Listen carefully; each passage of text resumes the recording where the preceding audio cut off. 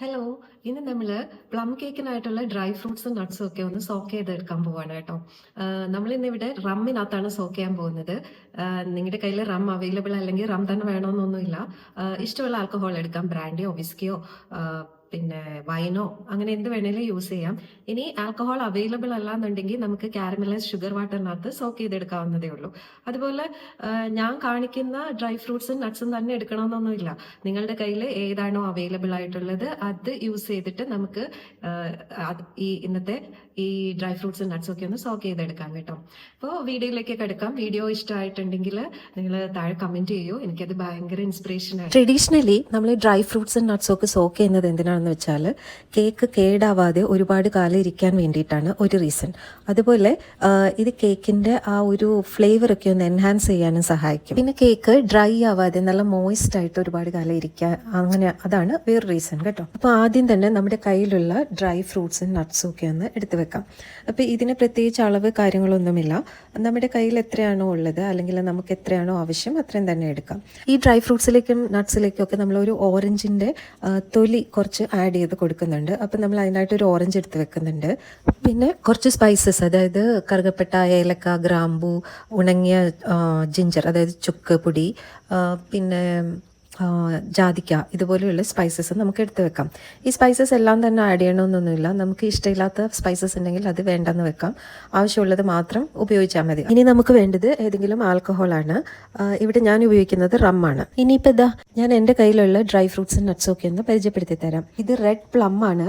പിന്നെ ഇത് ഡേറ്റ്സ്, കുറച്ച് കാഷ്യൂസ് എടുത്തിട്ടുണ്ട്, ഉണക്കമുന്തിരി, ബ്ലാക്ക് കളർ ഉണക്കമുന്തിരി, ഇത് pineapple, dried pineapple, dried strawberry, dried kiwi, പിന്നെ ഇത് വെള്ള മുന്തിരി ഉണങ്ങിയത്, അങ്ങനെ പിന്നെ ഒരു പീസ് ഓഫ് കറുകപ്പട്ട, ഗ്രാമ്പു, ഏലക്ക, പിന്നെ ഞാൻ കുറച്ച് ജിഞ്ചർ പൗഡറും കൂടെ ആഡ് ചെയ്യുന്നുണ്ട്. ഇത്രയുമാണ് ഞാൻ എടുത്തിരിക്കുന്ന സാധനങ്ങൾ. ഈ ഒരു ഓറഞ്ചിൻ്റെ പീൽ, അതായത് തൊലി നമുക്ക് കുറച്ച് ഗ്രേറ്റ് ചെയ്തെടുക്കണം. അത് നല്ലൊരു ഫ്ലേവർ കിട്ടും. പിന്നെ കുറച്ച് എൻ്റെ റമ്മിൻ്റെ ബോട്ടിലാണിത്, ഈ റമ്മ് യൂസ് ചെയ്യുന്നുണ്ട്. അപ്പോൾ ഇത്രയൊക്കെ സാധനങ്ങളാണ് നമുക്ക് ആവശ്യമായിട്ടുള്ളത്. അപ്പോൾ ഇതെല്ലാം നമുക്ക് വളരെ ചെറിയ പീസാക്കി ഒന്ന് അരിഞ്ഞെടുക്കണം. ഇതിൽ ചില ഡ്രൈ ഫ്രൂട്ട്സിനൊക്കെ കുരു ഉണ്ട് ഉള്ളിൽ. അപ്പോൾ ആ കുരുവൊക്കെ കളഞ്ഞിട്ട് എല്ലാം എത്രയും ചെറിയ പീസാക്കുന്നോ അത്രയും നല്ലതാണ്. അപ്പോൾ നമുക്കിതെല്ലാം ഒന്ന് ചെറിയ പീസാക്കി, കുരുവൊക്കെ കളഞ്ഞ് ചെറിയ പീസാക്കിയിട്ട് എടുക്കാം. ഇങ്ങനെ ചെറുതായിട്ട് അരിഞ്ഞെടുത്ത് എല്ലാ ഡ്രൈ ഫ്രൂട്ട്സും നട്ട്സും എല്ലാം കൂടി നമുക്കൊരു ബൗളിലേക്ക് മാറ്റി വെക്കാം. ഇനി നമ്മളൊരു ഓറഞ്ചിൻ്റെ പീല് ഒരു ടീസ്പൂൺ മതിയാവും, അതും കൂടെ ചേർക്കുന്നുണ്ട്. ഒരു ഹാൻഡ് ഗ്രേറ്റർ വെച്ചിട്ട് ഗ്രേറ്റ് ചെയ്തെടുക്കാം ഓറഞ്ചിൻ്റെ തൊലി, അല്ലാന്നുണ്ടെങ്കിൽ നമുക്ക് കത്തി വെച്ച് കട്ട് ചെയ്തെടുത്താലും മതി. ഇനി ഒരു മിക്സിയിലേക്ക് നമ്മൾ 3 ടേബിൾ സ്പൂൺ ഷുഗർ ആഡ് ചെയ്യാണ്. അപ്പോൾ ഇതിലേക്ക് നമുക്ക് സ്പൈസസ് ഒക്കെ ആഡ് ചെയ്തൊന്ന് പൊടിച്ചെടുക്കാൻ വേണ്ടിയിട്ടാണ് ഷുഗറും കൂടെ ആഡ് ചെയ്യുന്നത്. ഇതിലേക്ക് ഒരു ഗ്രാമ്പൂ, കറുകപ്പട്ടയുടെ ചെറിയൊരു പീസ്, പിന്നെ ഏലക്കായുടെ കുരു, എൻ്റെ കയ്യിൽ ചുക്കുപൊടി വേറെ ഉണ്ട്, അത് ഞാൻ വേറെ ആഡ് ചെയ്യുന്നുണ്ട്. അപ്പോൾ ഈ പറഞ്ഞ സാധനങ്ങളെല്ലാം കൂടി ഞാനൊന്ന് പൊടിച്ചെടുക്കുകയാണ് നല്ലോണം. അപ്പം ഞാൻ വളരെ കുറച്ച് സ്പൈസസേ ചേർത്തിട്ടുള്ളൂ, കാരണം എനിക്ക് വളരെ മൈൽഡ് ഫ്ലേവറാണ് ഇഷ്ടം, മൈൽഡ് ഫ്ലേവർ ഓഫ് സ്പൈസസ് ആണ് ഇഷ്ടം. നിങ്ങൾക്ക് കൂടുതൽ ആ ഒരു സ്പൈസസിൻ്റെ ഫ്ലേവർ വേണമെങ്കിൽ കൂടുതൽ ആഡ് ചെയ്യാം. അതുപോലെ ജാതിക്ക ഉണ്ടെങ്കിൽ അതും ആഡ് ചെയ്യാവുന്നതാണ് കേട്ടോ.